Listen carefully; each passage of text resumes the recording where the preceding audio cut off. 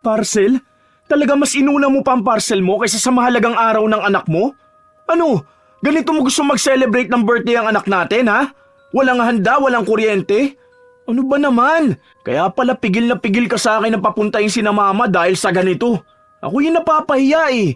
Iisipin nilang wala akong naibibigay sa pamilya natin. Hindi ko naman sinasadya. Dumating kasi yung mga parcel eh. Magagamit naman natin yun kapag nag 4 years old na si Choy Choy. Dahil para yun sa kwarto niya. Talagang mas inuna mo yung plano kapag 4 years old na siya kaysa ngayong 1-year-old siya? Nilaktawan mo pa talaga tong taon niya na to? Hindi ba napag-usapan na natin na tigilan mo na ang pag-order mo? Tantana mo na yung mga lintik na sale na free shopping na yan. Hindi ka naman yung binibigyan ng discount eh. Dahil binibigyan ka lang niya ng gastos. Ano ba naman? Ano ba? Tigilan mo na yung online shopping mo. Inilulubog lang tayo sa hirap ng pagiging gastador mo. Ang mga misis ang karaniwang inaasahan sa pagbabudget ng pera sa bahay. Ngunit paano kung siya mismo ang magiging dahilan ng pagkakalubog ng pamilya? Gaya ni Roslyn na sobrang gastador. Binibili ang kahit na anong makikita niya kahit hindi naman niya ito kakailanganin. Dahil din sa gawaing hirap siyang talikuran, papataw sa kanya ang isang parusa. Magagawa niya pa kayang magbago? O dadamahin na lang niya ang sakit na dulot ng itim na kapangyarihan?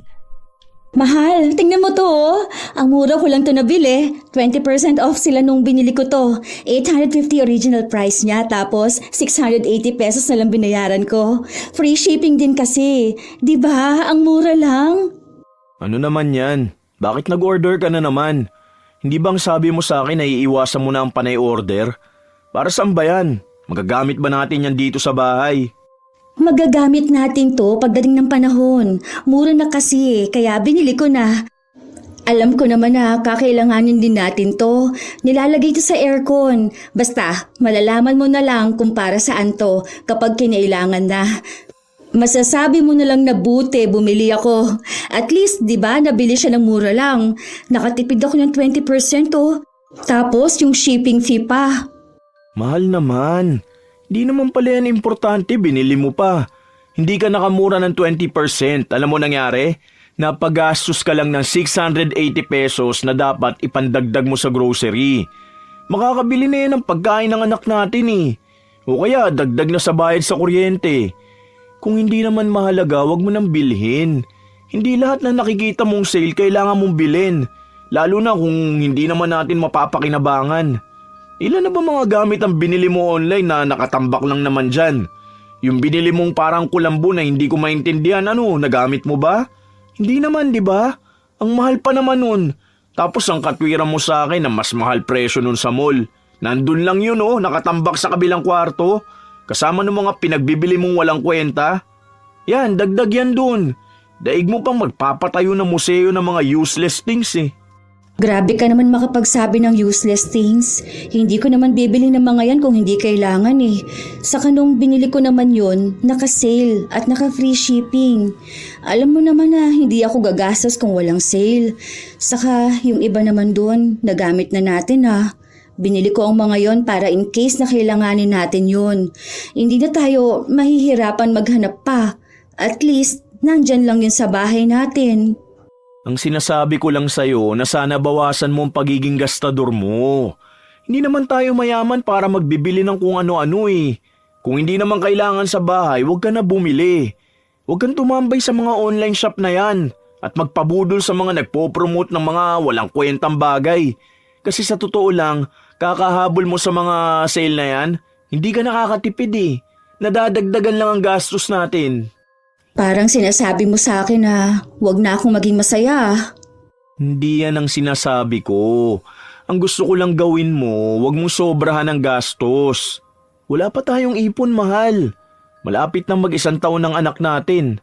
Anong ipangahanda natin, di ba? Tapos itong bahay, hindi pa to tapos bayaran. Naguhulog pa rin ako monthly. Hindi ko sinabi na huwag kang maging masaya. Ang gusto ko maging responsable ka sa paghawak ng pera natin. Kasi hindi natin alam kung hanggang kailan ako sa trabaho ko na to eh. Kung hanggang kailan ako magkakaroon ng pera pantustos sa lahat. Intindi mo naman ako, mahal. Sa hirap ng buhay ngayon, kailangan nating magtipid. Okay, sige. Hindi na lang ako bibili. Total, nagagalit ka naman sa akin eh. Pinapakita ko lang naman yung nabili ko na magagamit din natin.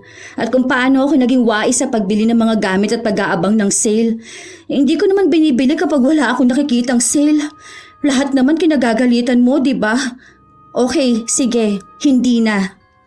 Nagpatuloy si Roslyn na mag-inarte kahit pa ilang beses na siyang kinakausap ng kanyang asawa tungkol sa kanilang pagtitipid. Sa susunod na buwan kasi ay sasapit ang kaarawan ng kanilang anak at ang gusto ni Romeo ay magkaroon sila ng salo-salo dahil sakto na uuwi rin ang nakatatanda niyang kapatid galing sa ibang bansa. Nais niyang imbitahan ang mga yon.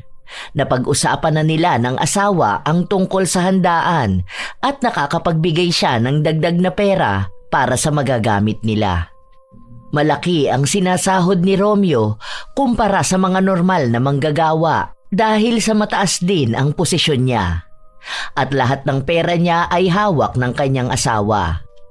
Wala naman siyang problema kung ang pera na hawak niya ay pamasahe niya lang papasok sa trabaho dahil pinaghahandaan naman siya ni Roslyn. Maalaga sa kanilang pamilya ang asawa. Mabait din ito, ngunit ang isang katangian na hindi naaalis ni Roslyn ay ang pagiging magastos niya. Kahit na anong pigil ng asawa sa kanya, palaging nangangati ang kanyang kamay para bumili ng kung ano-anong hindi naman nila nagagamit sa pang-araw-araw na buhay. Isang araw, habang nasa bahay si Roslyn at katutulog lang ng anak niya, saka naman dumating ang rider na nagdadala sa kanya ng mga pinamili niya. Yun, sakto, dumating ka na. Kayo na pa kita hinihintay eh. Uy, ayos ah. Ang pogi mo ata ngayon. Bagong gupit ka ah. Oh, baka hindi ko lang napansin kasi ngayon mo lang ulit hinubad ang helmet mo. Magkano nga ulit yan? Wait lang ha. Eto. Sa'yo na sukli. Tip ko na yan. Gusto mo ba ng tubig o juice? Mukhang pawis na pawis ka kasi. Ang init pa naman sa kalsada. Kawawa ka naman. Sandali ha. Kukuha ako. Matapos mabigyan ng inumin ni Roslyn ang rider, dumating naman ang kanyang ina. May dala itong isang plastic na mukhang naglalaman ng pagkain. Oh, ano yan? Bakit ang dami yatang dumating na parcel? Ang laki pa nito oh. Mga nabili ko sa online ma. Umabot kasi ako sa 3.3 sale niya eh. Free shipping pa lahat. Teka, bakit pala kayo napasyal dito ma? Ano yung dala mo? Bumili ako ng pasalubong para sa apo ko. Nasaan pala si Romeo? Nasa trabaho niya ma. Bukas pa naman day off noon eh. Dito ba kayo matutulog? Hindi, napadaan lang ako dahil siningil ko si Melay Kulot. Ito pala bigay mo kay Choy Choy. Sige, mamaya kakatulog niya lang eh. Magbubukas muna ako ng parcel. Nakatingin lang ang ina ni Roslyn sa kanya habang binibitbit niya ang mga parcel na dumating. Inisa-isang buksan nito ang pinamili niya at doon napansin ng kanyang ina na walang kwenta ang mga yun. Ano ba naman yung mga pinagkakagastusan mo, Roslyn? Akala ko pa naman mga gamit dito sa bahay nyo. O kaya mga gamit para sa birthday ng anak mo. Tingnan mo nga, headband na may daga. Ano ba yan? Para kanino naman yan? Ang cute kaya. Nakita ko to sa TikTok, ma. Tingnan mo. Diba kakaiba siya? Naloloka naman ako sa'yo, Roslyn. Ano bang akala mo sa sarili mo, batang paslet? Kahit nga bata, hindi magsusuot ng ganyang headband. Tapos, ano pa itong isa? Electric wine opener? Talaga ba, Roslyn? Ano naman ang paggagamitan mo nito? Baka akala mo mayaman ka na umiinom palagi ng wine. Pwede naman gamitin yan sa soft drinks, ma. Saka malay nyo, magkaroon kami ng wine, di ba? Sa New Year, magpapabili ako kay Romeo. O kaya sa birthday ng anak namin. Kasi nasabi niya, uuwi yung kapatid niyang galing abroad. Malay mo, magbigay yun ng wine o kaya magdala rito, di ba? Tapos maghahanap sila ng pambukas doon. Makikita nila tong electric wine opener namin. Magagamit naman yan. Kung hindi man sa ngayon, edi sa future. Noong dalaga ka pa, pinuno mo ng basura ang bahay natin sa mga pinagbibili mong walang kwenta. Kahit basura, makita mo lang na sale online, bibilhin mo na. Tapos hanggang ngayon, dala mo pa rin ang ganyan mong ugali. May anak ka na, may pamilya ka na. Hindi ikaw ang nagpapakahirap sa pera, kaya ganyan ka.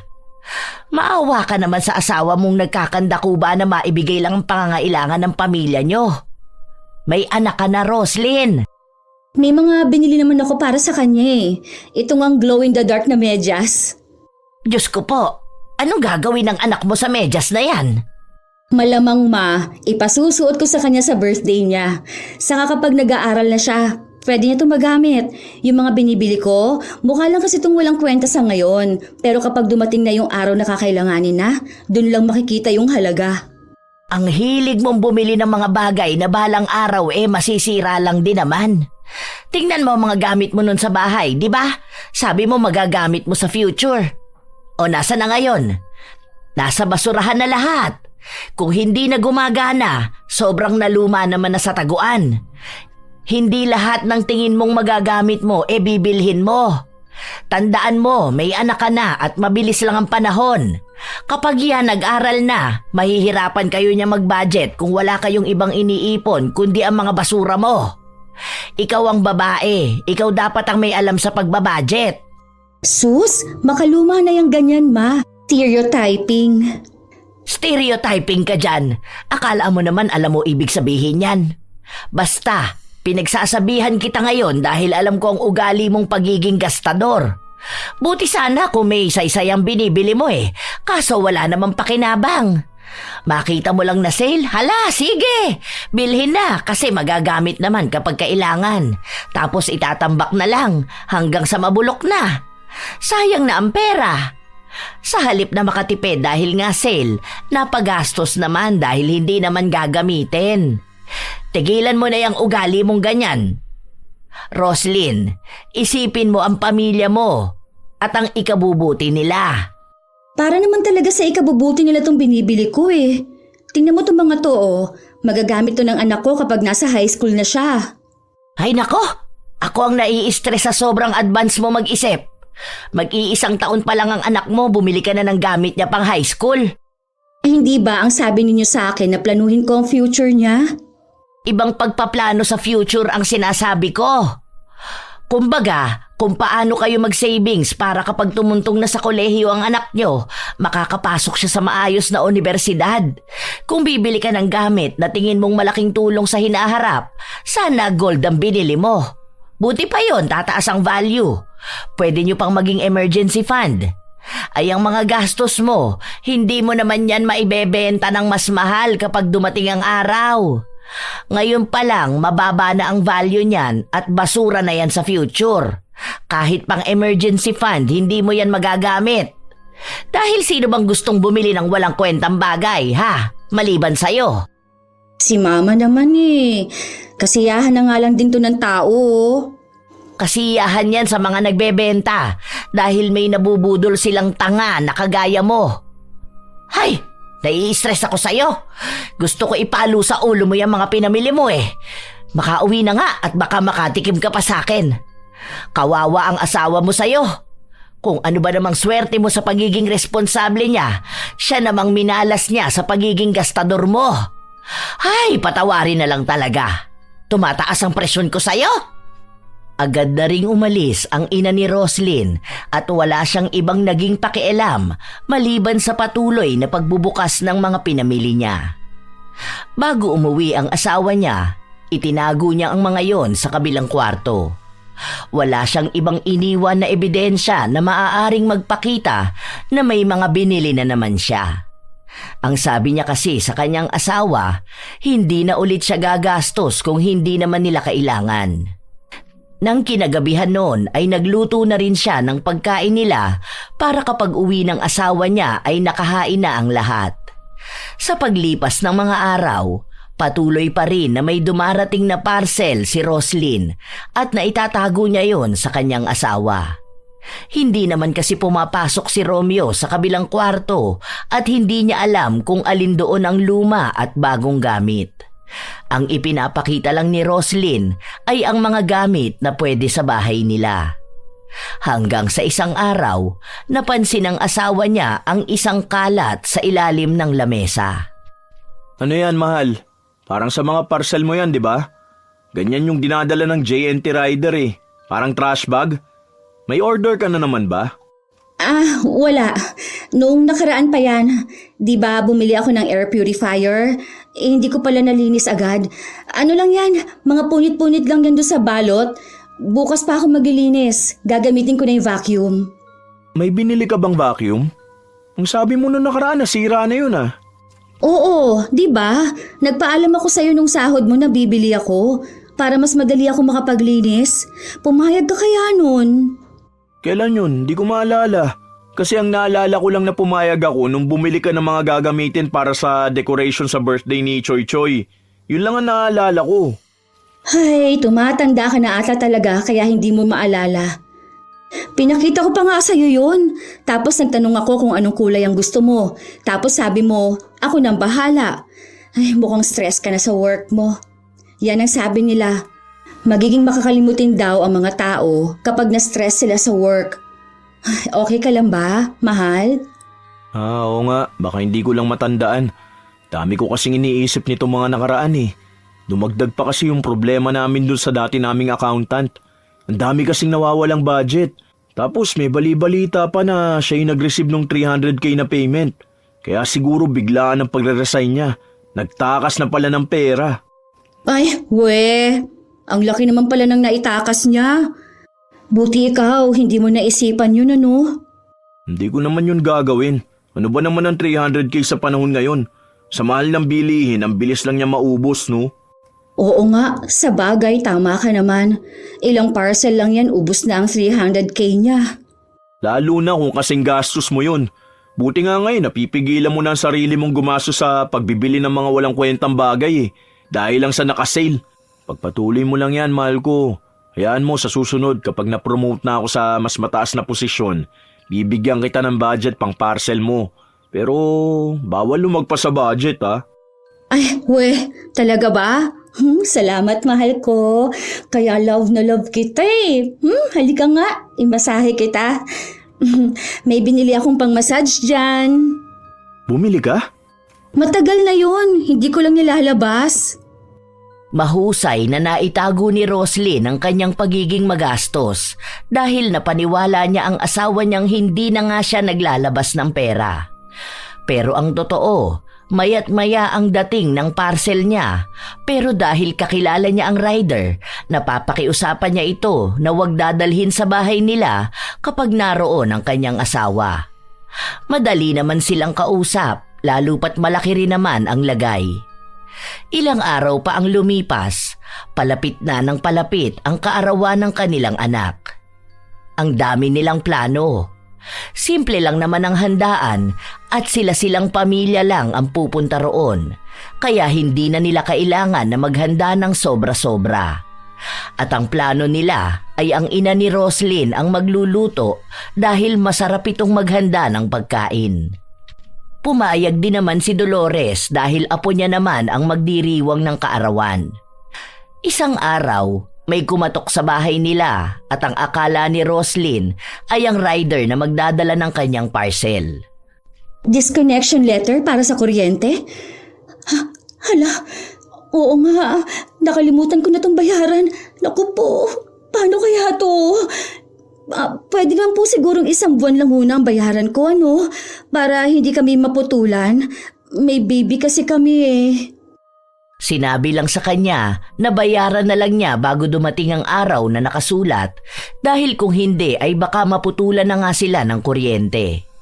Hindi pwedeng ipaalam ni Roslyn na nakatanggap siya ng ganito dahil magagalit ang kanyang asawa at itatanong sa kanya kung saan niya dinala ang perang ibinibigay sa kanya. Malalaman kasi ng kanyang asawa na nagastos na niya ang pera na dapat ay ipambabayad sa kuryente. Kasabay din ng araw na yon ay naputulan sila ng tubig. Ano bang uunahin ko? Kung magbabayad ako ng kuryente at tubig, kukulangin ang pera ko. May parating pa naman akong parcel. out for delivery na yun eh. Mamaya lang darating na yun eh. Ano bang dapat kong unahin? Kaso putol ang tubig ngayon. Mas mura naman yun. Kung sa kuryente naman, aabot pa yun sa sahod ni Romeo. Pwede na yun. Ito nilang munang tubig para may pambayad ako sa parcel. Inilihim ni Roslyn ang problemang yon sa kanyang asawa. Hindi rin naman nakarating kay Romeo dahil masyado na siyang maraming problema sa trabaho para isipin pa kung anong nangyayari sa bahay nila. Buong sahod naman niya ang hawak ng kanyang asawa kaya kampante siya na nababayaran lahat ng bills at nakakabili ng pagkain nila. Isang linggo bago ang kaarawan ng kanilang anak, nagpunta si Dolores sa bahay nila para itanong kung kailan babalak ni Roslyn na magbigay ng perang pambili ng panghanda. Pinag-uusapan namin ni Romeo ngayon na baka mag-order na lang ng pagkain. Kasi naisip niya rin na baka mapagod ka. Nahihiya rin naman kami, ma. Bakit kayo mahihiya? Apo ko naman yon. Kahit na mapagod pa ako sa pagluluto. Mamaya makapag-order kayo dun pa sa hindi masarap magluto. Naaalala mo yung pinagbilhan natin ng pagkain noon? Hindi ba muntik pang mapanis ang pansit? Meron na akong nakausap.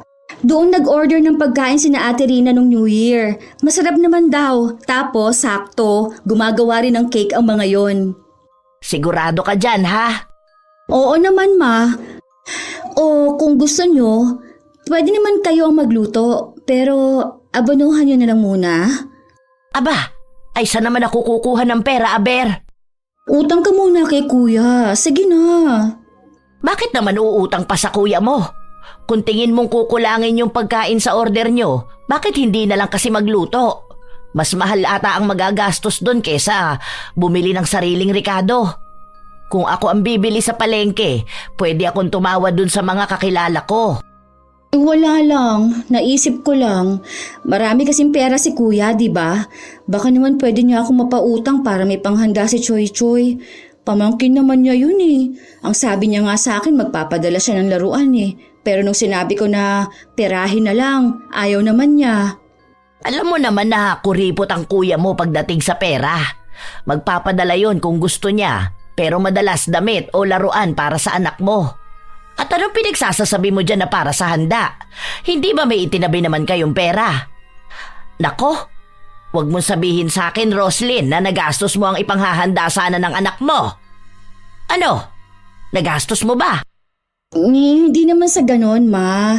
Kasi Kasi ano? Kasi may parcel ka na naman parating. Talagang uunahin mo pa ang gastos sa parcel na yan kaysa sa handa ng anak mo? Ano na lang ang sasabihin ng mga kamag-anak ni Romeo?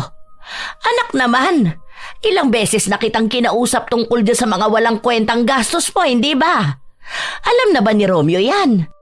hindi nga, ma. Huwag mo na lang sabihin sa kanya. Gagawan ko na lang ng paraan to. Tulungan mo na lang akong umutang kay kuya. Babayaran ko naman yun eh. Malapit na kasi ang sahod ni Romeo. Kaso, mauuna yung birthday ng anak namin eh. Hindi pwede ang ginagawa mo. Dapat lahat ng nangyayari sa bahay na to, alam ng asawa mo. Hindi yung nagpapakahirap siya sa trabaho para mabigyan man lang ng maganda at maayos na handa ang anak nyo. Tapos, ikaw, ginastos mo lahat sa mga walang kwentang gamit. Grabe ka naman, ma. May kwenta naman yun ah. Tingnan mo nga. Bumili ako ng bagong display dito sa bahay. Tapos mga gamit sa kusina. May kwenta na pala sa'yo yung mga ganyan? Sige ka, yung mga display na yan, mangangataan nyo ba yan sa birthday ng anak mo? Anong ihahanda mo sa mga bisita nyo? Yung mga aesthetic na platong walang laman, ha? Kasi doon napunta ang budget para sa birthday ni Choy Choy. Simpleng handaan lang naman, ma. Iutang mo na lang ako. Babayaran na lang kita. Ay nako, ayoko ng mga ganyang utang na yan. Malamang tatanungin ako ng kuya mo kung saan ko dadali ng pera. At kapag sinabi ko na sa'yo ko ipapahiram, magagalit yun. Dahil alam na niyang kinukonsinti kita sa gastos mo. At kapag sinabi ko naman na para sa birthday ng pamangkin niya, malamang tatawagan nun ng asawa mo. Wala rin. Malalaman din ni Romeo. Oh, paano mo ngayon ipapaliwanag sa asawa mo na pinambayad mo ng parcel mo yung pera? Aber, sige nga. Anong sasabihin mo, ha? Tapos madadamay pa ako na alam ko na pala ang ginagawa mo tapos kinakampihan pa kita. Tulungan mo naman ako, ma. Ako ang anak mo eh. Dapat lang nakakampi kita. Ay hindi, walang kampihan dito. Kung pwede nga lang na ako nang magsabi sa asawa mo nitong problema mo na to eh. Alam kong excited na yun sa birthday ni Choy Choy. Ewan ko ba dyan sa kakatihan ng kamay mo? Kung bakit hindi yan mapirme at mapigilang magpipindot ng kung ano-ano online para walang gastos na darating. Bahala ka sa buhay mo. Hindi kita hahanapan ng uutangan. Gumawa ka ng paraan. Kung gusto mo, isanla mo yung ATM ng asawa mo. Naisanla ko na nga eh. Ayaw naman magpadagdag. Abay, kung hindi ka nga naman... Ay, nanginginig ako sa inis sa'yo, Roslyn. Sinasabi ko sa'yo, tatama tong palad ko sa mukha mo. Talagang isinanla mo pati yun? Ibig sabihin, walang kaalam-alam ang asawa mo na wala na pala kayong pera, tapos may mga utang ka pa? Habang pinapagalitan ni Dolores ang kanyang anak, may kumatok sa pinto. Nang buksan nila, rider yon na magdadala na naman ng mga pinamili ni Roslyn. Cancel mo na yan, hindi niya yan babayaran. Tapos sa susunod na may mga order tong babae na to, huwag niyong dadalhin. Napapagasto siya sa ganyan. Hindi pwede, ma. Baka mamaya maban yung account ko eh. Platinum pa naman na ako. Aba nga naman, may nalalaman ka pang platinum dyan ano? Wala ka na nga maipanghanda para sa birthday ng anak mo? Ikaw, umalis ka na, hindi na niya kukunin yan. Kung hindi ka aalis, ihahampas ko sa helmet mo ang ulo ng babaeng to. Balak na sanang bayaran ni Roslyn ang parcel niya pero natakot ang rider kaya umalis ito. Pero alam naman niyang bukas din ay ibabalik sa kanya yon. Hindi na tumigil ang kanyang ina sa pagtatalak. Wala itong pakialam kahit pasabihin sa kanya ni Roslyn na naririnig sila ng mga kapitbahay nila dahil kahit naman ang mga yon, alam ang halos araw-araw na pagdating sa kanya ng mga parcel. Nanatili si Dolores sa bahay ni na Roslyn hanggang sa sumapit ang gabi. Siya ang nag-aalaga sa kanyang apo at awang-awa siya rito dahil sa maaaring nakakalungkot na kaarawan nitong darating. Ilang sandali pa ay dumating na si Romeo. Kinakabahan si Roslyn dahil baka biglang magsalita ang kanyang ina at isumbong ang napag-usapan nila. Oh, ma, nandito ka po pala. Kanina pa kayo? Oo, kaninang umaga pa. Nagluto na pala ako ng pagkain nyo. Sige na, mukhang pagod na pagod ka eh. Ako na ang magbabantay kay Choy Choy. Kumain na po ba kayo? Oo, kanina pa. Pauwi na rin naman ako. Napasyal lang ako rito para dalawin ang taba Choy Choy na baby na to. At para itanong na rin sa asawa mo kung kailan ko makukuha ang budget para dun sa iluluto ko. Okay po. Naibigay naman na po ba? Mamaya na natin pag-usapan yan, mahal. Tara na, kumain na muna tayo. Nakahain na dun oh. Akin na nga tong bag mo. Ano ba yan? Pawis na pawis ka naman. Ay, grabe kasing siksikan kanina sa jeep eh. Wala talagang masakyan. Akala ko nga mamaya pa ako makakauwi. Mabuti na lang nakasiksik ako. Sakit nga ng paa ko, grabe. Kalahati lang yata ng puwet ko nakaupo eh. Grabe, kawawa ka naman Romeo. Mas maganda sana kung bibili ka na ng motor mo kaysa nakikipagsiksikan ka sa jeep. Dagdag pa yan sa oras mo eh. Sa halip na nagpapahinga ka na sa bahay nyo, maghihintay ka pa ng matagal para lang makasakay.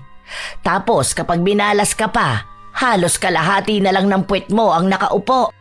Yan na nga po ang susunod na plano, ma. Papatapusin lang muna tong birthday ni Choy Choy. Tapos po, saka ako kukuha ng hulugan ng motor. Konting tiis lang po. Talaga kasing di pa po bayad tong bahay eh. Ayoko naman po na magpatong-patong ang hulugan ko. Baka wala na akong maibigay para dito sa bahay.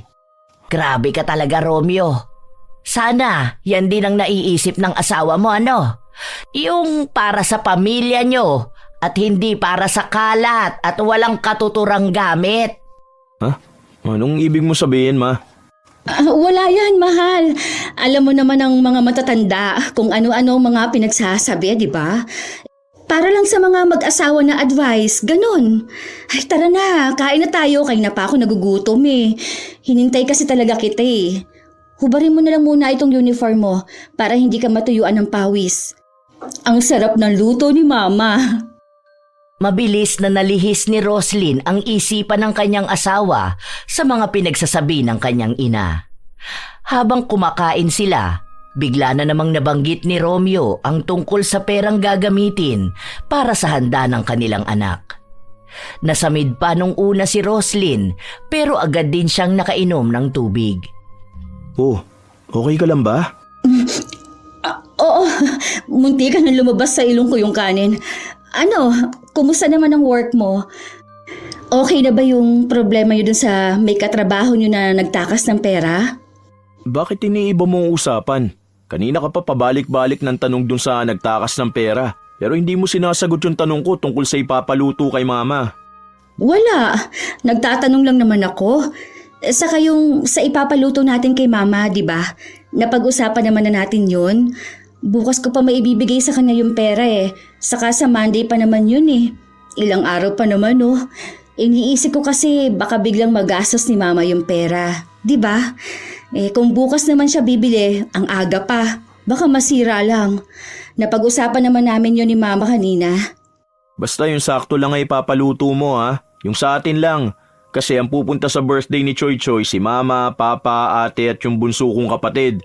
Tapos sa inyo naman si Mama, tapos si Cheska, pupunta rin kamo. Pero kapag tapos pa ng klase niya, tayo-tayo lang naman eh. Alam mo, iniisip ko nga na wag na lang kaya tayo maghanda, ano? Kasi first birthday naman yun. Hindi naman maaalala ni Choy Choy yung handa natin eh. Kahit ano na lang, luto na lang ako ng pansit. Tapos sabihin mo kina Mama at Ate na saka na lang sila bumisita. Kasi mukhang may mga pupuntahan pa ata sila mga kamag-anak nyo eh. Bakit? Simple lang naman ang ipapaluto ah. 2 putahe ng ulam tapos palabok, puto tapos yung cake. Yun lang naman 'di ba? Family dinner lang naman yun eh. Yung pasok lang sa budget natin. Hindi naman kailangan grande dahil tayo lang naman talaga. Tapos picture ganun. 1 beses pa lang kasi nakita ni ate si Choy Choy nung kapapanganak mo lang. Saka yung pagpunta nila sa mga kamag-anak kinabukasan pa yun. Malamang uunahin nun dito. May problema ba? Wala naman, nasabi ko lang. Kinakabahan na si Roslyn sa mga susunod na mangyayari, lalo na't wala siyang pagkukunan ng pera na gagastusin nila. Hindi niya masabi sa kanyang asawa na wala siyang pera. Ayaw naman din siyang tulungan ng kanyang ina kahit na halos magmakaawa na siya. Ang katwiran ni Dolores, dapat si Roslyn ang gumawa ng paraan para maresolba niya ang problema na siya rin naman ang may dahilan. Pili ang mga taong nilalapitan ni Roslyn. Yun lang mga tao na hindi nakakausap ang asawa niya. Pero wala ni isa sa kanila ang may kakayahan na pautangin siya ng halaga na kailangan niya. Hanggang sa may isa siyang kakilala na napakiusapan niya pero kalahati lang ang kayang maipautang sa kanya. Sige, okay na yan. Salamat ha. Ibabalik ko to next month. Promise ko yan, tutubuan ko pa. Basta kahit na anong mangyari, wag na wag mong babanggitin to kay Romeo ha. Alam ko naman na hindi kayo nag-uusap ng asawa ko. Tapos, wag ka mag-chat sa akin. Hawak kasi nun ang account ko eh. Ako na lang mismo ang pupunta sa'yo rito kapag babayaran na kita. Promise talaga to, hindi to tokis. Babayaran kita. Dahil kalahati lang ang nautang ni Roslyn, kailangan niyang tipirin ang handa. Dahil nanay naman niya ang magluluto at bibili ng mga rekado, alam niyang kaya yung pagkasyahin. Pero hindi muna ibinigay ni Roslyn ang pera dahil nagbabaka sakali siya na may mahanap pa siyang ipandadagdag. Dumating ang araw na walang pasok ang asawa niya at nanatili lang ito sa kanilang bahay. Lapit na birthday ng baby Banchoy Choy namin na yan ah. Ang bilis ng panahon. Parang kailan lang sumisipa ka pa sa tiyan ng mami mo. Tapos ngayon mukha na namin ang sinisipa mo. Sa susunod niyan, magiging magala na yan. May pagagalitan na tayo dahil kung saan-saan nagpupunta. Yun na nga eh. Tapos kung magkakaroon pa siya ng ading, no? Ading agad? Baby pa natin yan eh. Siyempre, hindi pa naman ngayon. Di ba ang plano natin may 5 years gap sila? 4 years pa yun eh. Pero baka hindi pa sure. Biglang masundan agad. Ano ba? Huwag mo nga akong kilitiin. Ayan, nakikisali pa sa kulitan si Batchoy-choy na yan. Ano ba, mahal? Wala na, dinaganan ka na ng anak natin. Ang siluso naman ito, aba. Huwag daw muna kasi sa ading dahil gusto niya pa rin maging baby natin. Ikaw kasi, ang kulit mo. Kapag napaayos natin yung sa likod, magpadagdag tayo ng isa pang room. Kasi kapag nag 4 years old na siya, bubukod na siya ng kwarto. Kailangan natin siyang sanayin sa sarili niyang kwarto. Hindi ba mahirap yon para sa bata? Pwede naman siguro yung kahit na 7 or 10 years old na siya bumukod ng higaan sa atin. Sa amin kasi, 4 years old pa lang sinasanay na kami matulog sa sarili naming kwarto. Masyado na siyang matanda kung 10 years old na siya kasama pa natin sa isang kama. Lalo na kung may ading na rin siya. Ganun talaga yun, mahal. Hindi naman natin siya bibiglain eh. Ganun ba? Sige, okay na rin yun para makapag-decide tayo ng design ng kwarto niya. Ang dami kong nakikita sa TikTok nun eh. Pwede rin tayong bumili ng gamit doon, mas mura lalo kung may sale. Mahal, kapag 4 years old pa siya, hindi tayo pwedeng bumili ngayon. Lalo na walang pwesto sa bahay. Nasisikipan nga ako rito eh dahil ang daming kung ano-anong design sa gilid natin. May mga malalaki pang fake plants. Tapos yung kabilang kwarto na lagayan ng mga gamit, feeling ko puno na rin yun. Ipapaayos pa natin tong bahay kaya huwag ka na muna mag-order. Hindi yung narinig mo lang tong plano na ganito kapag nakakita ka na naman ng sale o may free shipping, bigla mo na naman bibilin. Tipid-tipid tayo ha? Kukuha din ako ng motor eh. Habang nag-uusap ang mag-asawa, may kumatok sa pinto nila. Si Roslyn ang nagbukas noon at may parcel siyang parating. Ibang rider ang naghatid sa kanya kaya hindi nun alam na kapag walang pasok si Romeo ay hindi siya pwedeng dalhan ng parcel. Kuya, balik ka bukas ha. Andito kasi ang asawa ko eh, hindi niya alam yan. Bigyan kitang malaking tip bukas, promise. Magpanggap ka na lang na hindi yan sa akin, okay? Si Bianca ba? Ay, doon yung bahay. Nakikita mo yung may kotse na kulay pula? Sa unahan noon may tindahan, tapos may green na gate. Doon nakatira yan. O kaya, itanong mo na lang kapag nasa tindahan ka na. Kilala naman nila yan. Sige na kuya, alis ka na. Bukas may balik yan mga tanghali, okay? Sumunod din naman ang rider sa utos niya.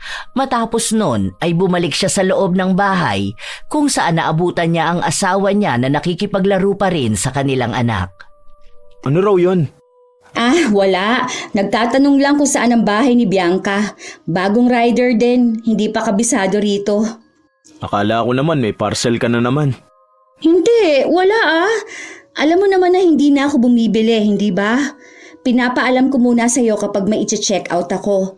Baka kasi mamaya magalit ka na naman sa akin. Wait lang, magluluto muna ako ng merienda natin. Napansin ko kanina na parang wala na tayong bigas. Hindi ka pa ba bumibili? Hindi pa. Kasya pa naman yan hanggang sa sahod mo. Saka na lang din ako mag-grocery kapag sahod mo na ulit. Minsan kasi hindi ko maharap, lalo na ang kulit ni Choy Choy. Nakakabili lang ako kapag pumupunta rito si Mama. Wala naman akong pasok ngayon, ako na mag-grocery. Ay hindi, wag! Wag na. Kasi nga day off mo ngayon, di ba? Dapat magpahinga ka. Deserve mo naman magpahinga, mahal. Alam ko ang stress na nararamdaman mo sa work mo. Ayoko naman na itong isang araw na to, magpapakapagod ka pa, hindi ba? Okay lang naman sa akin para matulungan din kita rito sa bahay. Alam ko na ang dami mo inaasikaso eh. Lalo na kulang talagang oras mo mag-alaga sa anak natin. Isa pa, nakalive ako sa Monday, di ba? 2 araw na lang naman, Monday na. Hindi naman din nakakapagod kung bibili ako ng bigas. Alam mo namang ayaw na ayaw ko yung nasisimut ang bigasan natin, di ba? Ang bigat kasi sa feeling kapag ganun. Sige na, okay lang. Ako na ang bibili. Kinumbinsi pa ni Roslyn ang asawa niya na wag na ngang bumili pero nagpumilit din si Romeo. Dahil wala nang pagpipilian pa si Roslyn, ibinigay niya ang pera na inutang niya para lang may maipambili sila ng bigas. Lalong dumagdag ang problema niya dahil 2 araw na lang ay kaarawan na ng kanilang anak. Iniisip niya kung saan na naman siya kukuha ng perang ipapanghanda. Ayaw niya pa ring aminin sa kanyang asawa ang nagawa niyang paglustay ng perang ibinibigay sa kanya dahil lang sa pagbili niya ng mga bagay na hindi naman nila kailangan. Alam niyang magagalit sa kanya si Romeo, lalo pa't nangako siya rito na hindi na siya gagastos pa sa mga walang kwentang bagay. May parcel pa siyang darating bukas at hindi pwedeng hindi niya kunin yon dahil para sa kanya ay mahalaga ang mga yon kahit na hindi niya alam kung kailan nga ba niya magagamit. Isang araw bago ang kaarawan ng kanilang anak, nagpunta siya sa bahay ng kanyang ina upang pakiusapan ulit ito tungkol sa pagpapahiram ng pera. Ma, sige na. Kahit kanino ka na lang umutang mo. Babayaran ko naman yun eh. Birthday na bukas ng apo mo. Wala talaga akong magagawa sa problema mong yan, Roslyn. Pinagsabihan na kita, di ba? Hindi ka naman kasi nakikinig sa akin. Kung sana matagal mo nang sinabi sa asawa mo ang problemang ito, edi sana hindi ka na nahihirapan ng ganito. Baka siya pa pwede pang makaisip ng paraan. Ang tigas kasi ng bungo mo eh.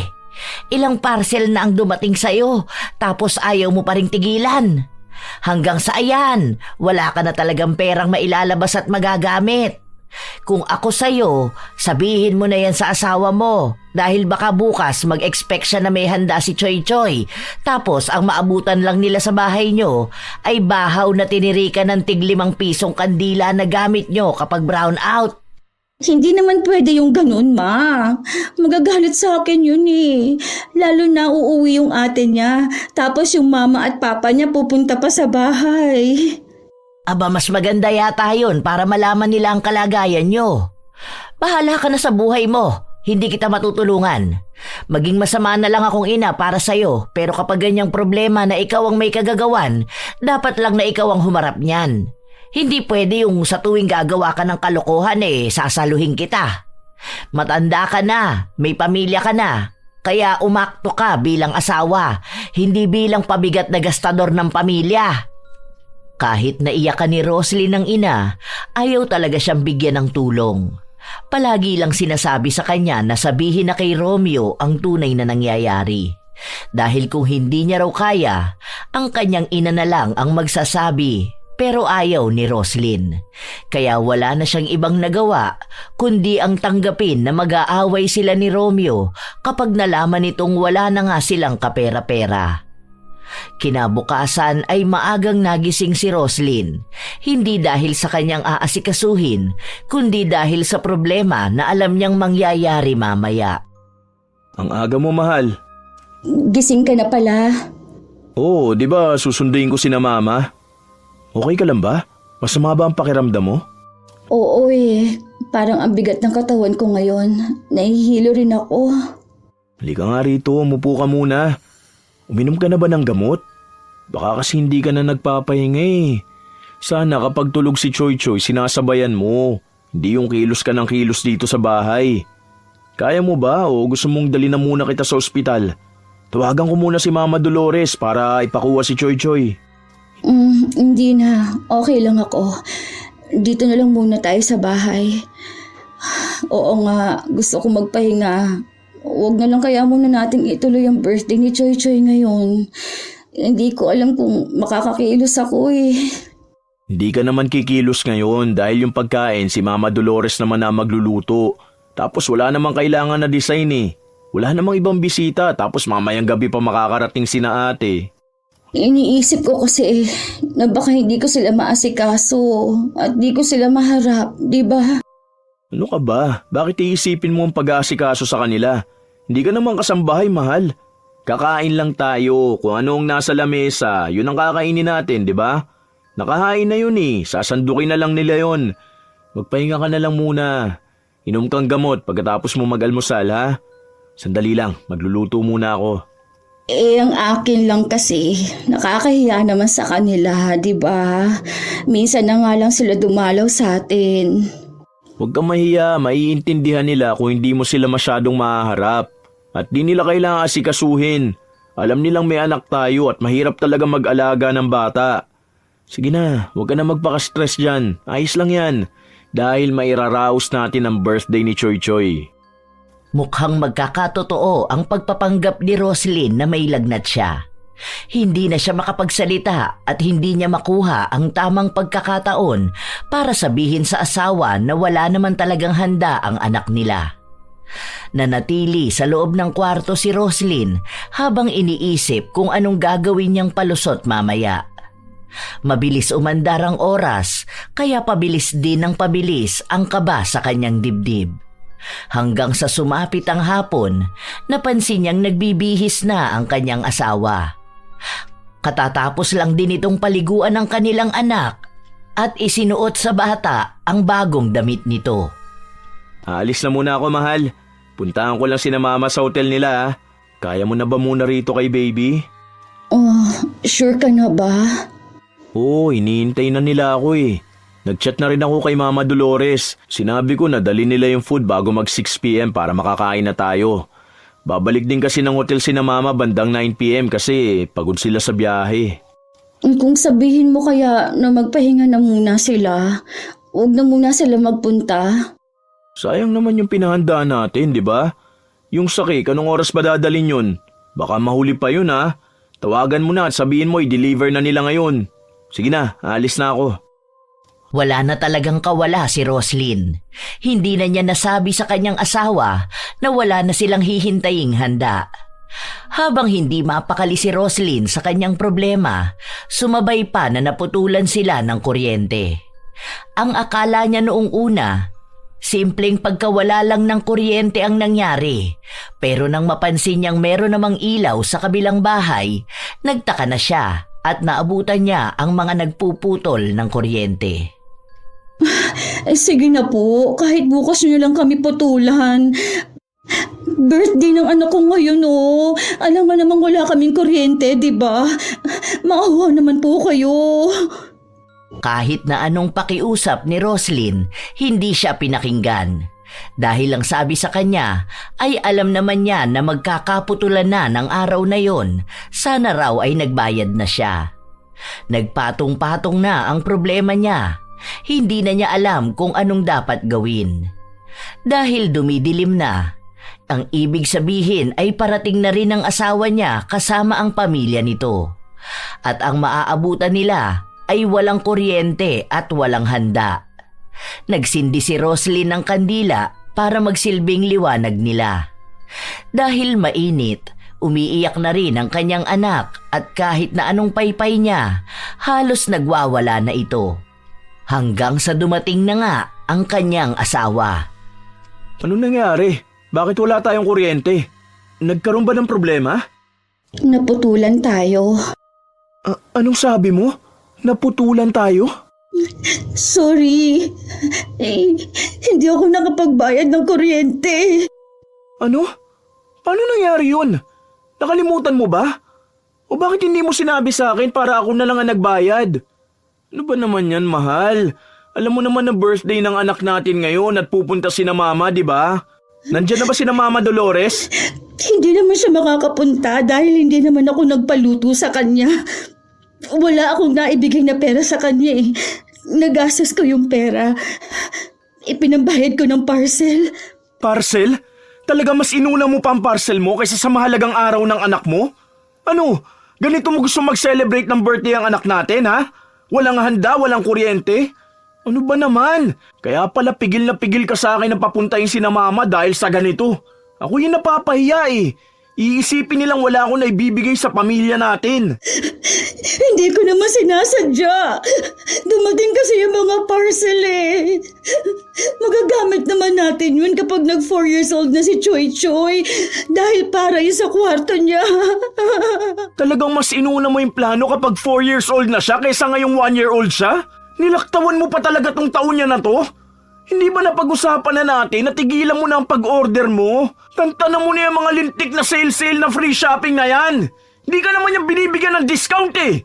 Dahil binibigyan ka lang niya ng gastos. Ano ba naman? Ano ba?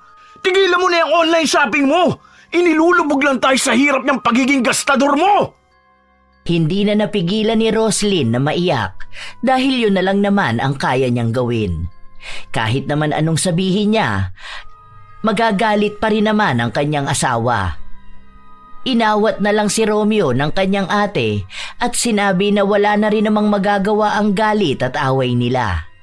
Nangyari naman na raw na magastos ang pera at pwede nilang pag-usapan yon ng silang dalawa lang. Gusto pa rin ang ate ni Romeo na ituloy ang kaarawan ni Choy Choy at siya na lang ang sasagot nun. Dahil walang kuryente sa bahay nila, doon muna sila sa hotel magpapalipas ng gabi. Naaawa rin kasi sila sa bata na hindi makakatulog sa mainit at malamok na gabi. Nagpunta rin si Dolores sa hotel, bit-bit ang niluto niyang pansit. Tumawag kasi sa kanya ang kanyang balae at sinabi na sumunod na lang siya roon. Mabuti na lang, mabait ang pamilya ng asawa mo ano? Kasi kung ako yan, nako, sinampal na kita. Kung sana kasi tinulungan mo akong makautang. Aba, sa akin pa napunta ang sisi ha. Kung sana pinigilan mo yung kaka-order mo, edi sana may kuryente pa kayo. Kasalanan mo yan, sana matuto ka na dyan sa nangyari sa'yo. Huwag kang manisi dyan. Hindi mo pa sinabi sa asawa mo ah. Hindi pa kayo niyan tapos. Mag-uusap pa kayo niyan. Pinalampas lang tong birthday ng anak nyo. Aba, ewan ko na lang talaga kung magpapatuloy ka pa sa panay check-out mo. Ano pa kayang reaksyon niyan kapag nalaman niyang nakasanla ang ATM niya tapos may mga utang ka pa? Ay good luck talaga sa'yo. Ay nako, makauwi na nga. Baka wala na akong masakyan na jeep eh. Inilapag ko pala dun yung regalo namin para kay Choy Choy ha. Magagamit niya yun ngayon. Hindi na kailangang hintayin na mag 4 years old siya. Kinabukasan, maaga ring bumalik sa bahay nila ang mag-asawa. Dahil wala silang pera para maipakabit ang kuryente, nag-abot ang ate ni Romeo. Ayaw niya pang tanggapin yun nung una dahil nahihiya siya. Hindi sila sinanay ng mga magulang nilang umaasa sa kapatid, pero dahil kailangan nila ng tulong, kaya kinuha niya rin yun. Hindi sila nagkikibo ang mag-asawa hanggang sa nakauwi sila sa bahay. Hindi rin muna pumasok sa trabaho si Romeo dahil gusto niyang pag-usapan nila ang mga nagiging padalos-dalos na paggastos ng kanyang asawa nang hindi niya alam. Sabihin mo na lahat. Ano pa mga pinagkakautangan mo? Baka magulat na lang ako, may dadakip na sa yung pulis dito. Mag-order ka na magagamit mo sa kulungan. Mukhang magagamit mo yung sa future. Baka may sale sila. Sorry na nga. Hindi ko kailangan ng sorry na yan. Ang tinatanong ko kung ano pang mga utang mo. Yung doon kay Linda, tapos yung nakasanla mong ATM. At talagang isinanla mo pang ATM ko ha? Ayos yan. Kulang na lang isanla mo na tong bahay natin para may pambayad ka sa parcel mo. Ano ba nangyari ha? Akala ko pa naman tinigilan mo na talaga yan. Sinusubukan ko namang tigilan eh. Hindi naman na ganun kalaki ang binibili ko. Nakalimit na yun. Di na maganda yung ginagawa mo. Pamilya na natin ang naapektuhan. Lahat na lang na makikita mo, bibilin mo na. Hindi tayo mayaman. May anak na tayo. May pamilya ka. May dapat na mas unahin kaysa sa mga walang kwentang luho mo. Hindi naman kita pinipigilan bumili, di ba? Pero yung magagamit naman natin ngayon. Ngayon ha, hindi yung magagamit pagdating ng araw. Pera ang dapat nating ipunin, hindi kalat. Sinusubukan ko naman talaga eh. Siyempre hindi ko naman pwedeng biglain na wag bumili. Sayang naman din kasi yung pagiging platinum member ko, di ba? May malaking tulong yun dahil sa mga discount at free shipping. Ilang beses ko bang ipapaliwanag sa'yo na hindi ka niyan tinutulungan makatipid? Tinutulungan ka lang gumastos. Tingnan mo, may naitulong ba yung pagiging platinum member mo para makabayad tayo ng bills ha? Natulungan ka ba niyan para makapaghanda kahapon? Hindi naman di ba? Hindi yan nakakatulong sa'yo at sa pamilya natin. Pasakit lang ang dala niyan. Akin ang cellphone mo. Buburahin ko yung lintik na account na yan. Simula ngayon, ako na ang hahawak ng ATM ko. Ako na magbabayad ng bills, ako na rin ang magbabudget ng gasto sa bahay para maunti-unti ko mabayaran yung mga utang mo. Bibigyan na lang kita ng allowance mo, pero hindi mo nahahawakan ng buwang sahod ko. Ayoko mabaon sa utang at maghirap dahil lang sa pagiging gastador mo. Kahit na umiyak si Roslyn at makiusap sa asawa niya na huwag burahin ang account niya, ginawa pa rin ni Romeo. Pagod na siyang pakiusapan ng asawa niyang tumigil sa paggastos. Tinutuon ni Romeo ang sinabi niyang siya na ang hahawak ng pera nila. Nagbibigay lang siya kay Roslyn ng sapat na pera para kung sakali na may bigla ang gasto sa bahay. Lalo na at silang dalawa lang ng anak nila ang naiiwan. Sapat naman ang mga pinamili niyang pagkain kaya wala na siyang iba pang hahanapin. Pero kahit na ganon, nagagawa pa rin ni Roslyn na magtago sa kanyang asawa sa pamimili niya ng mga bagay na walang kwenta. Ilang buwan pa ang lumipas, hindi pa rin maalis-alis ni Roslyn ang ganong ugali. Hanggang sa pinag-aawayan na naman nilang mag-asawa ang ginagawa niya. Pati ang kanyang ina, mangilang beses na siyang pinagsabihan pero tila ba walang ibang pinakikinggan si Roslyn kundi ang kagustuhan niyang gumastos. Hanggang sa dumating ang isang araw na nagkasakit ang kanilang anak at kinailangan nila itong dalhin sa ospital. Nakiusap na ako kay Mama Dolores na kung pwede ka muna niyang samahan dito. Biglaan din kasi itong training namin eh. Nagpaalam na ako pero hindi ako pinayagan dahil ako lang ang pwedeng pumunta. Okay lang naman, Romeo, kasi nakausap ko naman na yung doktor. Pwede na rin umuwi bukas si Choy Choy, pero kailangang obserbahan. Bibili na lang ako ng vitamins niya. Mas maganda rin kasi kung sa bahay na lang siya para mas maaalagaan din.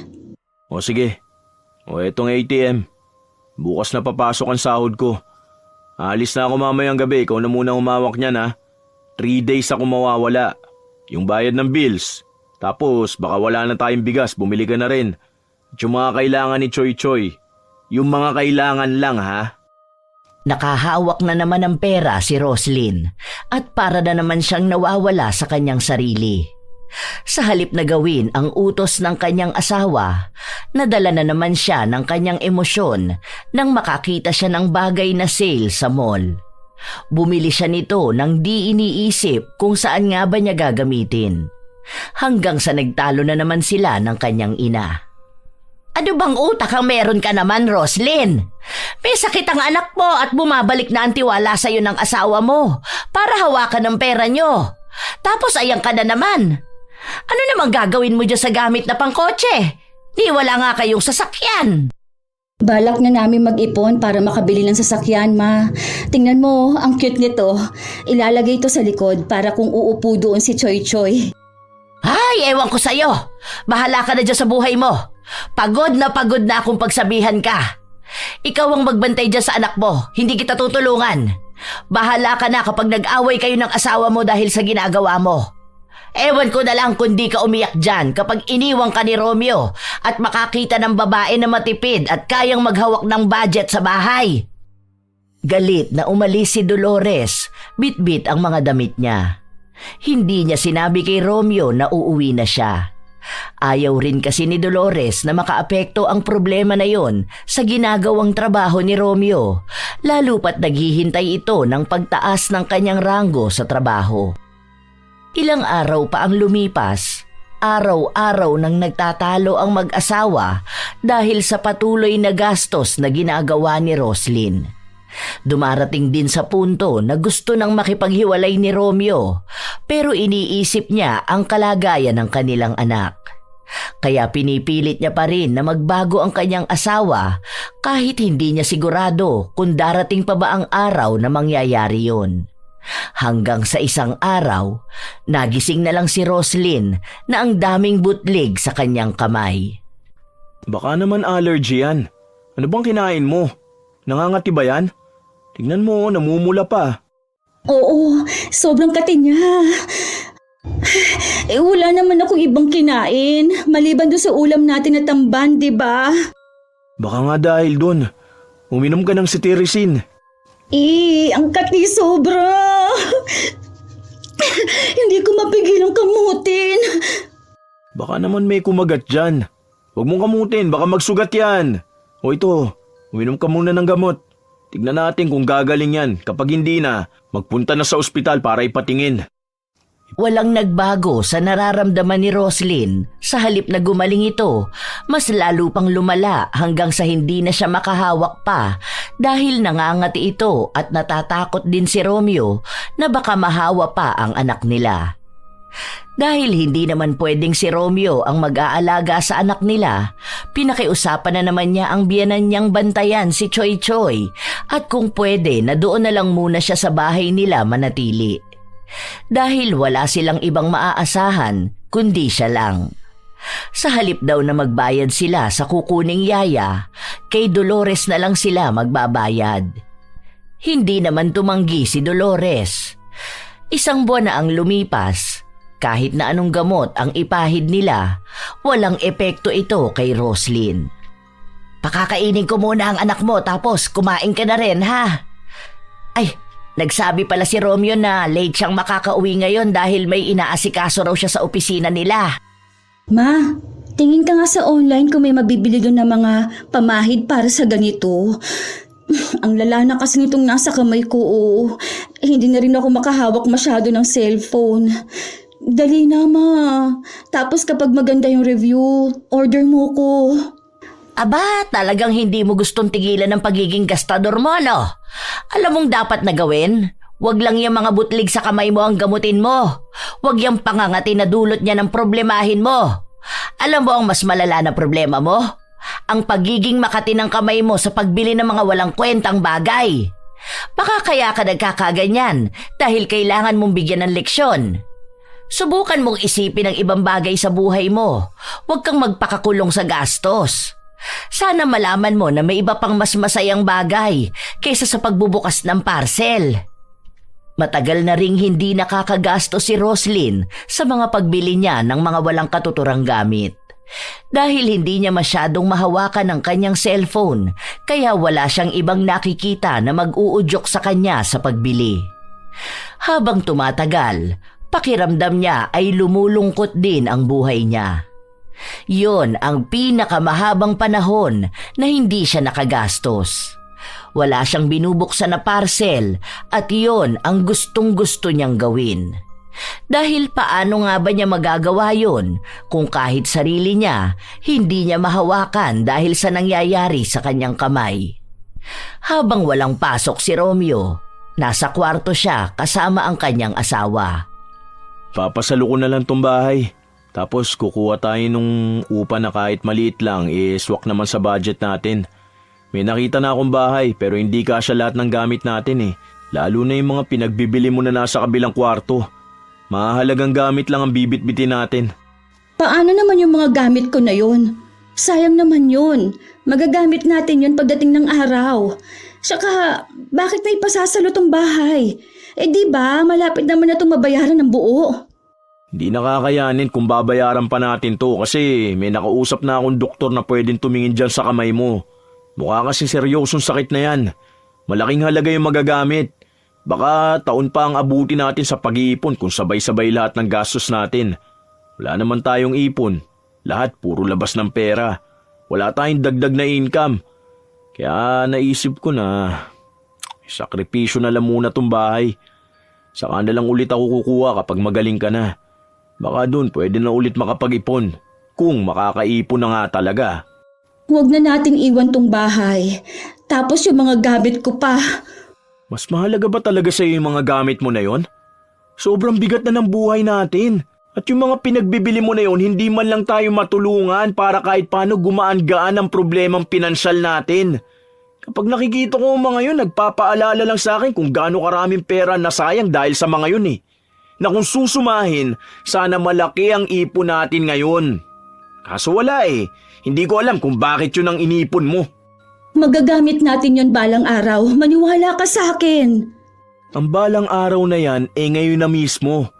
Nung binili mo yung mga yun 2 years ago, ang sabi mo magagamit natin balang araw. Ngayon ito na ang isa sa balang araw. May nagamit ba tayo? Wala naman, di ba? Kasi ikaw lang ang nag-iisip na magagamit yun dahil lang sa sale yun. Mahal, pagod na akong paulit-ulit na sabihin sa yung hindi lahat ng tingin mong kailangan mo talaga. Bago mo pagkagastusan, pag-isipan mo mabuti. Dahil lahat ng gastos mo sa walang kwentang bagay, malaking epekto sa atin. Hindi tayo matutulungan ng walang kwentang bagay balang araw. Ang gagawin niyan, pahihirapan lang ang buhay natin balang araw. Yun ang totoo. Hindi na alam ni Roslyn kung ano ang sasabihin niya, lalo pat baka sa itsura ng kanyang asawa ang pagod na nararamdaman nito. Pasan niya ang lahat ng problema. Sa trabaho, sa bahay nila, sa gastos at lalo na sa kanya. Doon niya lang unti-unting napagtatanto ang mga pagkakamaling nagawa niya. Naging tahimik lang si Roslyn, naghihintay ng mga susunod na gagawin ng kanyang asawa. Hindi pa sila nakakalipat ng bahay pero pinipili na ni Romeo ang mga dadalhin nilang gamit. Pili nga lang ang mga yon at itatapon na ang mga luma at di naman nila mapapakinabangan.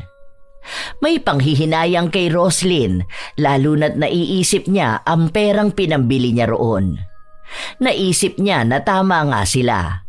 Sa mga walang kwentang pinagbibili niya, ginawa niyang basura ang pera nila. Isang araw, nakatulala lang si Roslyn sa loob ng kanilang kwarto hanggang sa pumasok ang kanyang ina. "Oh, bakit nakatulala ka naman dyan? Huwag mo sabihin na nag-iisip ka na kung paano ka mag-o-order online. O may out for deliver ka ngayon?" Hindi, Ma. May iniisip lang ako tungkol sa mga sinabi ninyo sa akin. Ngayon ako awang-awa talaga sa asawa ko. Kasi yung puyat niya, pagpapakahirap pumasok sa trabaho, at yung mga stress niya, lahat yun, ginawa ko lang basura. Kasi yung pera na dapat na sa magandang future namin at ng anak namin, ginastos ko nang hindi man lang nag-iisip. At bakit naman bigla mo yang naisip, ha?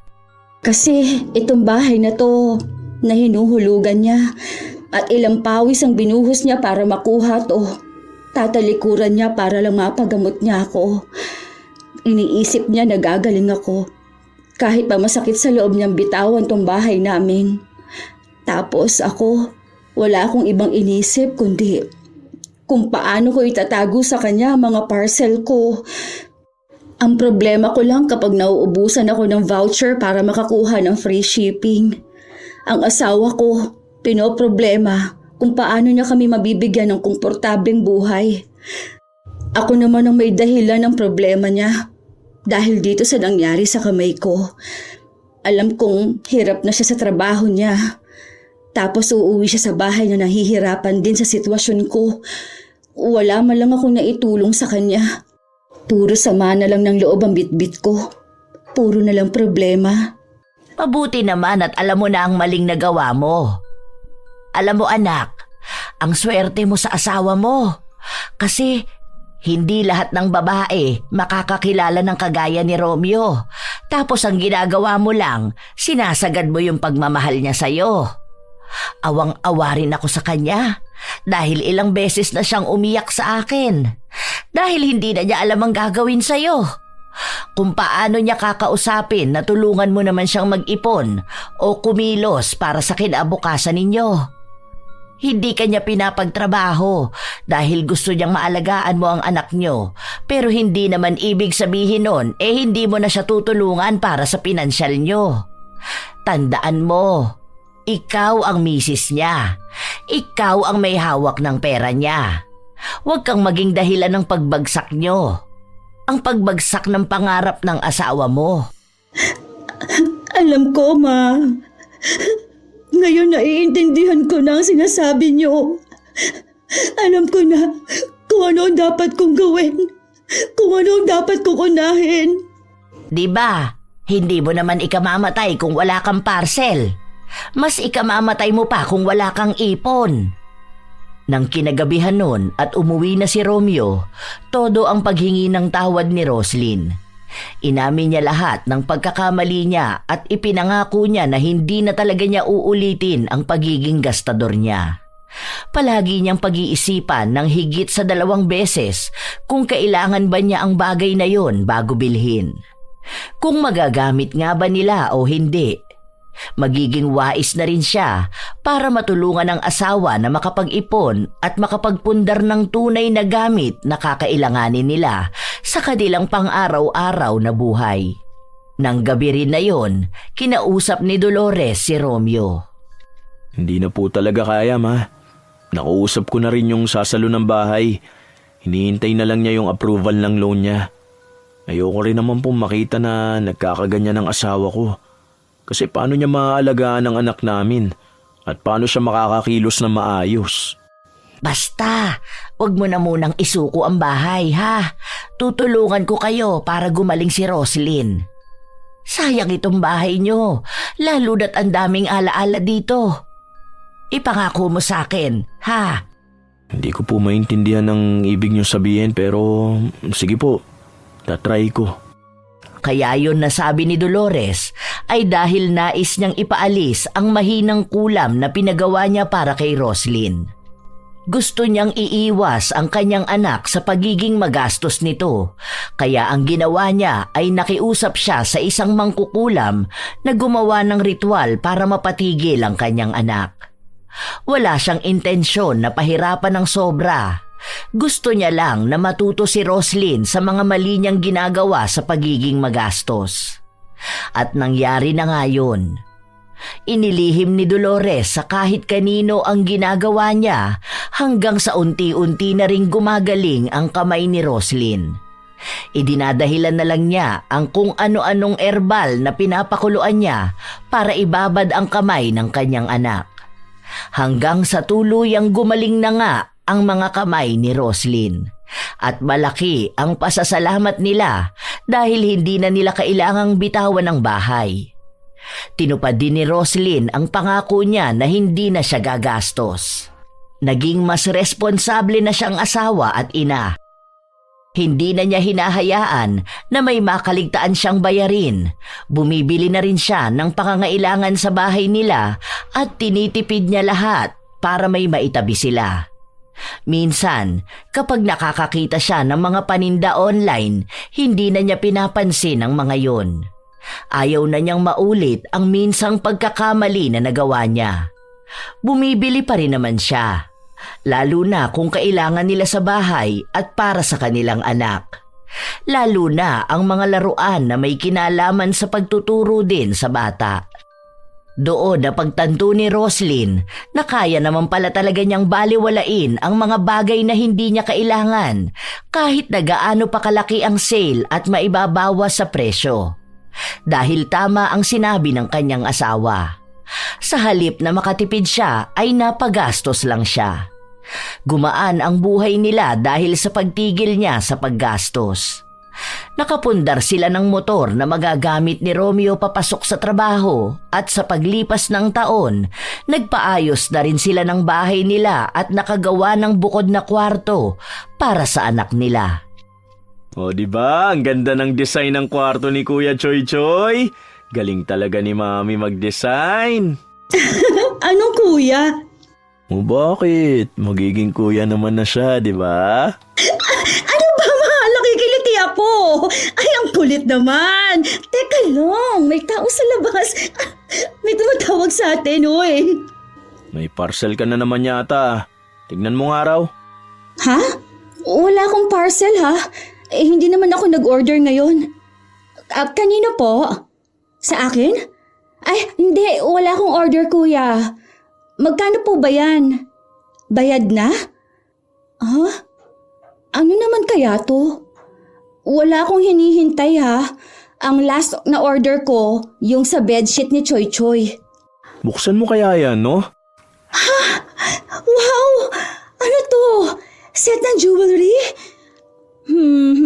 Sa'yo galing to? Ikaw ang nag-order nito? Ikaw ha? Nahihilig ka na rin ba sa online shopping? Regalo ko yan sa'yo. Happy anniversary, mahal ko. Parang tanga to. Umayos ka nga dyan. Kakainis ka. 30% off yan. Pero ang love ko para sa'yo, 100%. Sus! Nanguuto ka pa ha? Salamat, mahal ko. Kakainis ka? Pinapakilig mo pa ako? Marunong ka na mag-order ng ganito, ha? Mabuti na lang hindi ito COD kasi wala akong ipapambayad. Aawayin na lang kita. Masaya ang mag-asawa habang patuloy na tinutokso ni Romeo ang kanyang misis tungkol sa mga dati nitong ginagawa na pag-order. Dahil sa pagtigil ni Roslyn sa pagbili ng mga bagay na hindi nila kailangan, hindi lang sa pinansyal sila nakaluwag-luwag, kundi pati na rin ang buhay nila ay naging maayos ang takbo. Walang mga kalat sa bahay nila. Hindi katulad noon na kung saan-saan na lang niya inilalapag ang mga gamit na pinagbibili niya. Maraming natutunan si Roslyn sa mga nangyari sa kanyang buhay. Marahil, kung hindi pa siya nakaranas ng sakit, hindi niya matitigil ang isang klase ng adiksyon sa paggastos. Na kahit walang-wala na sila, ay kailangan pa rin niyang maglabas ng pera. Minsan talaga, mahirap iwasan ang pagtanggi sa tukso, lalo na kung maraming nakikita at napapanood sa iba't ibang platform na naghihikayat na bilhin ang isang bagay kahit na hindi mo alam kung para saan ba. Ang alam mo lang, nawiwili ka sa mga napapanood mo hanggang sa hindi mo na maawat ang sarili mo na gumastos. Marami ang nakakaranas nito ngayon, lalo pat iba-iba na ang paraan para makahikayat. Ang nakakalungkot na parte ay ang pag-aakala na malaki ang natitipid mo sa pagbili ng bagay na yon, na ang katotohanan naman pala ay napapagastos ka lang talaga. May iba na hirap pigilan at may iba naman na sinusubukan ng talikuran ang ganong gawain. Hindi naman masama ang bumili at gumastos para sa bagay na nais, pero iayon ito sa sitwasyon ng buhay at sa pinansyal. Huwag gawing bisyo ang paggastos na kahit wala nang matira sa iyo at sa pamilya mo ay nagpapatuloy ka pa rin. Sa huli, ang pera ay hindi lamang para sa pansamantalang aliw ng pagbili, kundi para sa pangmatagalang seguridad ng pamilya at ng sarili. Ang pagiging wais sa paggastos ay hindi nangangahulugang ipinagkakait mo ang sarili mo sa kasiyahan, kundi natututo kang pumili ng tamang panahon, tamang bagay at tamang halaga. Dahil kapag natutunan mong igalang ang halaga ng pera, natutunan mo ring igalang ang halaga ng iyong kinabukasan. Kayo mga apo, naranasan nyo na rin bang mapagastos ng sobra-sobra sa mga bagay na hindi nyo naman pala magagamit?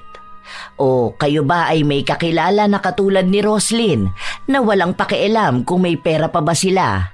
Basta ang mahalaga ay may parcel na bubuksan? Ibahagi nyo naman ang inyong kwento na katulad sa kwentong ibinahagi ngayon.